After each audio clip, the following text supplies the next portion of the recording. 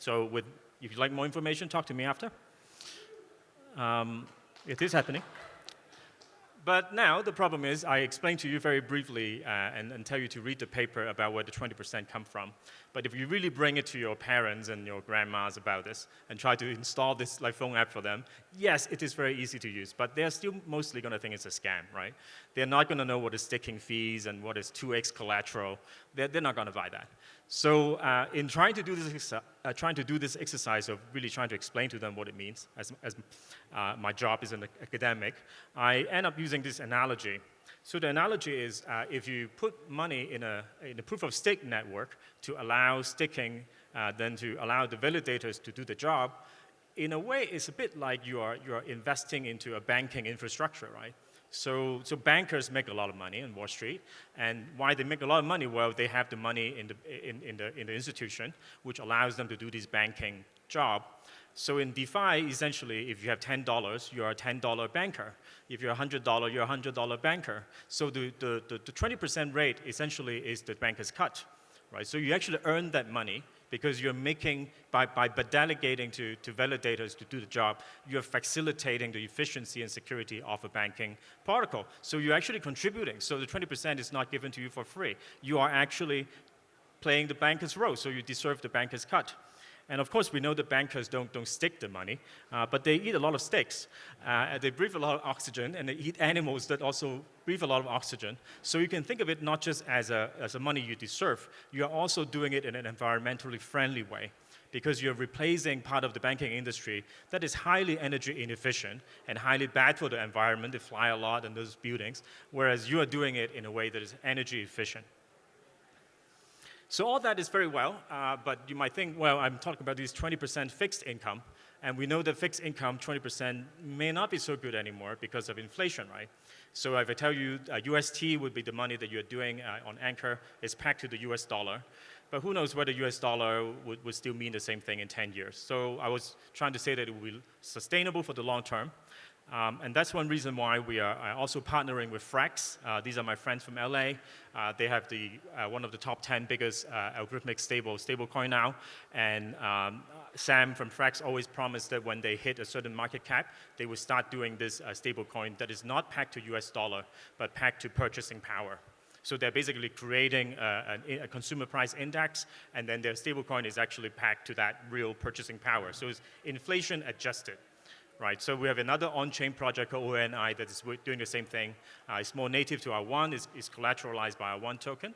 So with this token and the kind of 20% yield, what happens is, if you think you can survive on, let's say, $20,000 a year, you think $20,000 is a good basic income. It's not great, but you can probably survive with that. That means that you only need $100,000 as a one-time down payment, one-time endowment, and assume that the 20% rate would sustain, then you don't have to care about inflation. You get 20%, $20,000 worth of real purchasing power, and that lasts as long as the crypto space will continue to have proof of stake networks, essentially. If you don't think 20% is good, okay, you might add a little bit, right? So you might assume that it might drop to 15%, you might think 20%, $20,000 purchasing is not good enough. Okay, maybe you need $200,000. But $200,000 suddenly sounds like a lot more manageable than funding someone for life, right? I mean, with these systems, you're actually talking about a price that seems to become more approachable.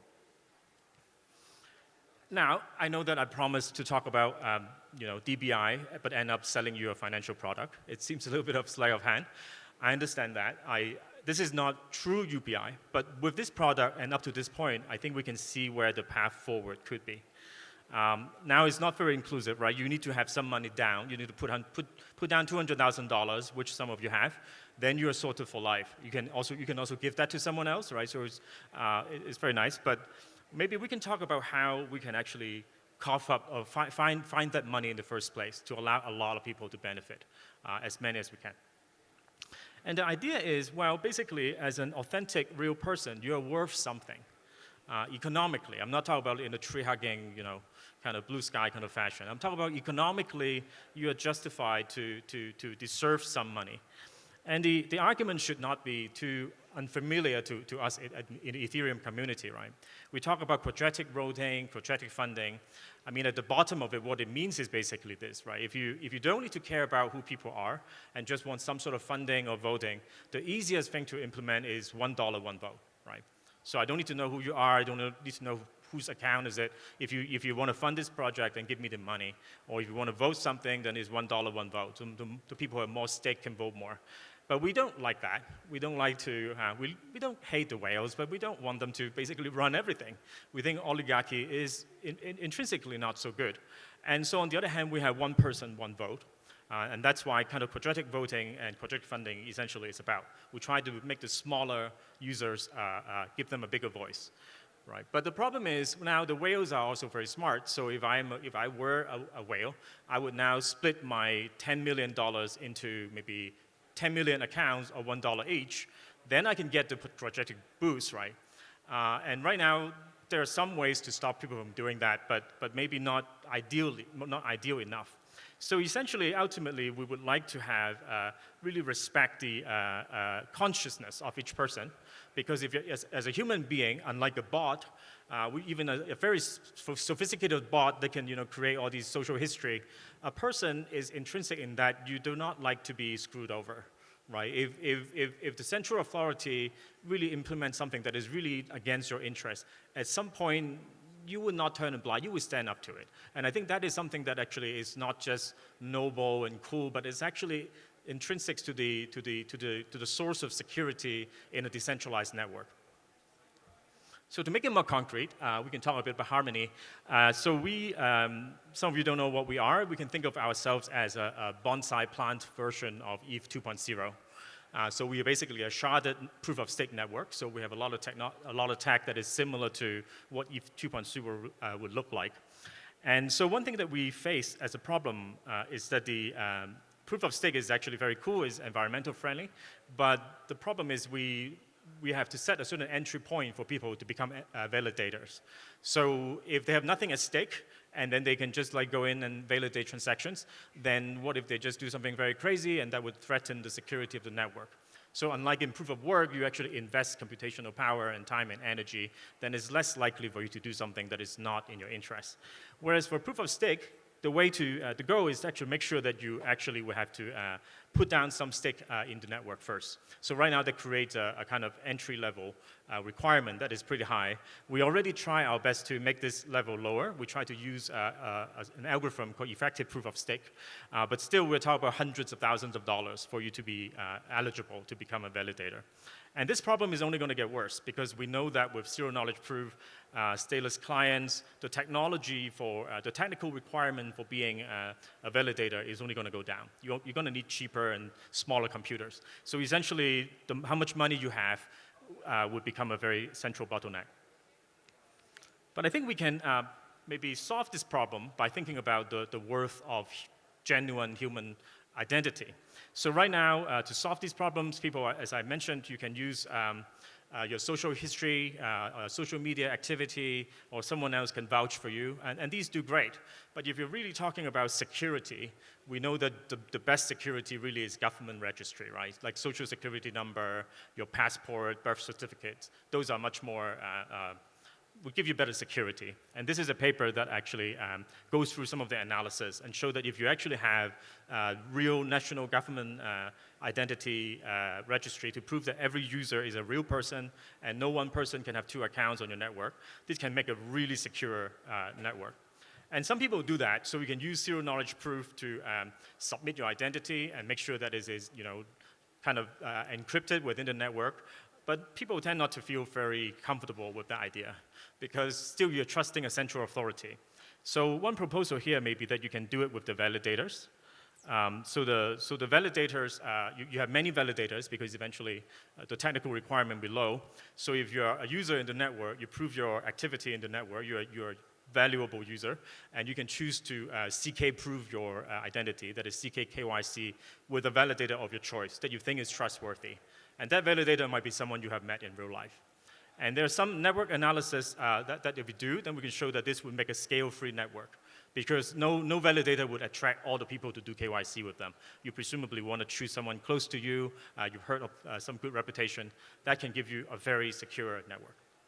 So I'm running out of time. I'm not going to go into the details, but just to give you an insight, there's an interesting point here that for us to, for networks to want to pay people to do these kind of identity proof, in fact, you would think the small networks would have a high incentive to do that. Because small networks have fewer validators, it's easier for people to cyber attack. So actually, if anything of these kind would come up, it might not come up on really big networks, because really big networks are already secure. They may not care as much. Whereas small networks are somewhat more desperate, so we are more likely to make this kind of DPI happen.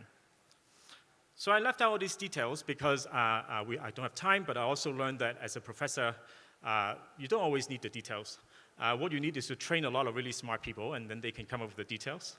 So this is my approach, is that we are running an online course on zero-knowledge proof with a very strong focus on fairness as well. So fairness is one of our key topics. We've been running it for the past 2 months, so the pilot cohort just started. My CEO is down there. We were just debating whether it should be 1,000x or more. We now make it 1,000. We make it 1,000 people this year first. This is our goal. We want to train 1,000 people who can program, we make products using zero-knowledge proof.